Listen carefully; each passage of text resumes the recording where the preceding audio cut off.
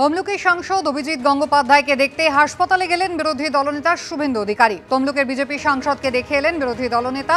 আলিপুরের বেসরকারি হাসপাতালে চিকিৎসাধীন রয়েছেন প্রাক্তন বিচারপতি। অ্যাকিউট প্যানক্রিয়াটাইটিস এবং গ্যাস্ট্রোইন্টেস্টিনাল সেপসিসে ভুগছেন অভিজিৎ গঙ্গোপাধ্যায়।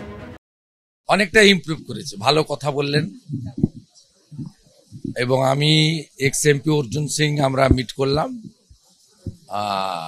এখানকার ট্রিটমেন্ট খুবই ভালো, স্যাটিসফ্যাক্টরি। আর অভিজিৎবাবু নিজেও আমাকে বললেন যে তিনি 60%, মানে ওনার একটা ক্যালকুলেশন যে উনি অনেকটা ইমপ্রুভ করেছেন। ভালো কথা বললেন।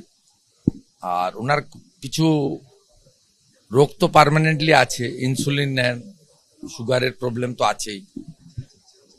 বাকিটা তো ডাক্তারবাবুরা দেখছেন। আজকে ওনার সিটি স্ক্যানও করবেন। ইতিমধ্যে প্রধানমন্ত্রীর দপ্তর থেকে ওনার স্বাস্থ্যের খোঁজ নেওয়া হয়েছে। আর ওম বিড়লা লোকসভার স্পিকার, তিনি ওনার ভাইপোর সঙ্গেও ফোনে কথা বলেছেন। আমরা পুরো নজর রেখেছি। আর ডাক্তারবাবুরা উডল্যান্ডসে যেভাবে সাপোর্ট দিচ্ছেন, ট্রিটমেন্ট দিচ্ছেন, বোর্ড বসিয়েছেন, পেশেন্টও হ্যাপি, পেশেন্ট বাড়ির লোকরাও হ্যাপি। আমি আশা করব যে উনি কয়েক সপ্তাহ রেস্ট নিয়ে ঠিকঠাক হয়ে পার্লামেন্টের যে মনসুন সেশন তাতে জয়েন করতে পারবেন।